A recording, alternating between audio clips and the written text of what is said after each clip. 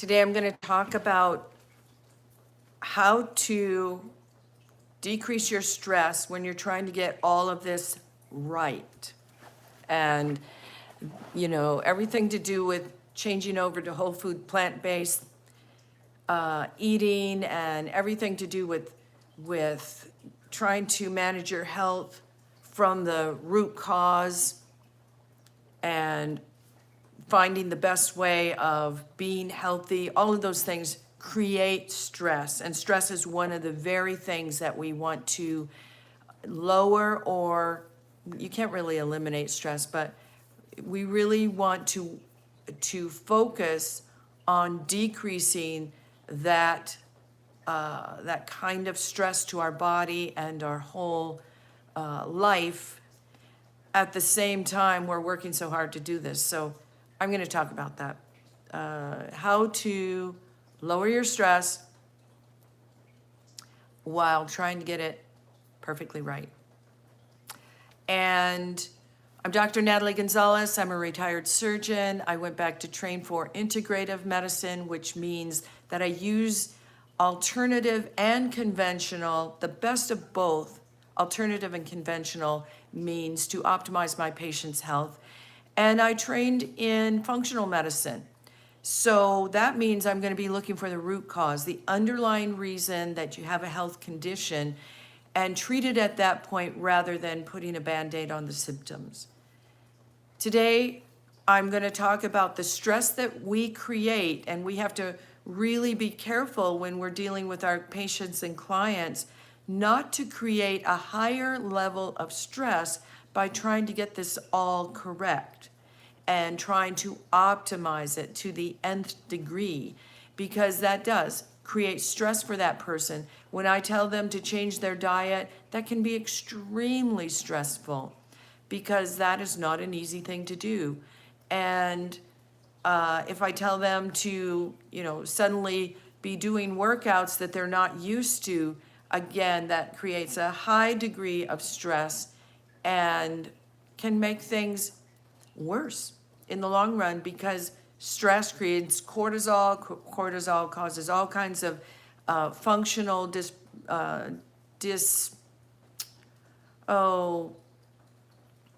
not functional disorganization, but dysfunction in the body when you create that much stress. So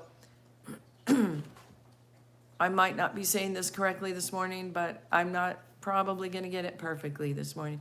As you can see, I'm a little more relaxed. I was just out in my garden, and I really wanted to come back in for this and really help you understand that when we're changing things fundamentally for our life and our lifestyle, it needs to be over a gradual period of time, and it needs to feel comfortable to some degree.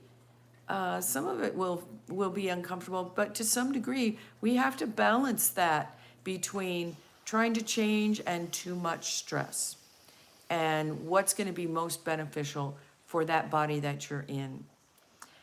I am in the process of just looking at trying to be okay with the way things are, and especially when you're in this process, to realize it's not going to be overnight. It's going to be something that takes years. And I think for myself, it is something that I have watched over the years gradually evolve from thinking that, milk was my primary food source for the longest time. I got protein and I got fat and I got calcium and those things that I felt were essential in my 20s and 30s.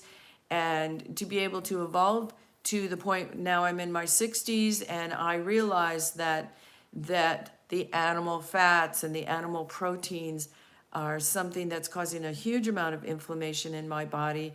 And so I am, in the process of gradually decreasing those things. The same was true of flour and sugar. Breads were a staple in my life for many, many years. And I would say about 10 years ago, I started to look at those things more carefully and realize that they had very little nutritional value for me, particularly the white sugars and the white breads and white flours and things like that. And so to gradually start to phase those out of my life, it was not an overnight thing. It was first a recognition of that maybe I needed to do it, and then over the course of 2 years, phase those out. It was not overnight. And I was shocked initially to think my friend had asked me to go from doing 2 bread servings a day to 2 bread servings a week. And what I realized is I did not have two bread servings a day. When I started to look at crackers and tortillas and flatbreads and things like that, I had more like 4 or 5 servings of that a day.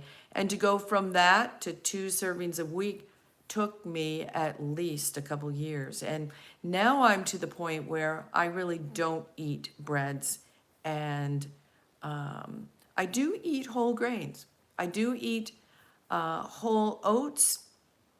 I even eat rolled oats. But the better form of those oats would be whole oats, and I can find them and I do use them. They take some planning. It means that I have to use them, I have to prepare them at the beginning of the week so that I'm not stopping and saying, oh, I don't have any ready for a fast meal. Once they're ready and they're in a jar or in the freezer, and I can just take them out and put them in the microwave to thaw, or set them out for a couple of hours to thaw before I use them in a dish or a meal, or just use them as cereal in the morning with fruit and nuts and seeds. Once they're prepared, then they can be used more easily, but that takes planning, and that is not something that you do naturally if you haven't done it for years and years that way. So for me now, I make those things on Sundays or Saturdays when I have a whole day to just, put something to cook for an hour on its own, and I'm going to be here to listen for the timers and watch it and cool it and then put it away or store it in smaller amounts for the rest of the week or the rest of the month sometimes. So those things take planning. They're not overnight changes. They're great changes to be doing, and I feel good about them, but you should not feel bad or guilty when you cannot do these things all at once.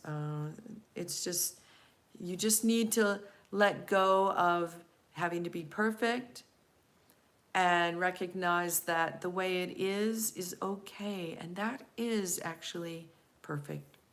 Without you trying, to be okay with just the way it is right now, today, and at this moment, and not have to change yourself and be better than somebody else or better than yourself, your former self, and just be okay with who you are right here. I want you to be able to let go of having the perfect answers. I think in my whole career as medicine, the answers and the rightness of how to do things have changed continually. And be okay with the unknown. Be okay with the possibility of the rightness of now being completely different than how that will feel another moment, some other time. And just sit with that. What you will find is it will give you a sense of peace, actually, of being able to let go of tension in your body. And I want you to be able to feel that once in a while. When you're trying to let go of stress, I want you to be able to just sit and enjoy the light, reflecting off everything around you. Enjoy the movement of what's outside your window, whether it's the leaves rustling in the tree or the fan on the ceiling in the room that you're occupying right now. And then, just listen. Listen for what you can hear and be okay with that. Be okay with the different areas of your body where you feel tension. Just notice them. This is an exercise in letting go. It's an exercise in being okay with unknown things. And it's also an exercise in not having to be right. And just notice how you are still okay. I'm Natalie Gonzalez. If this is helpful for you in letting go of some of that stress that you carry with you every moment of your day, then share it with somebody you know who could use some of this information, a family or a friend, family member or a friend. And if you don't know somebody to share it with, like it so that YouTube can share it with somebody who's very similar to you. Take care, and we will see you in one of our next videos.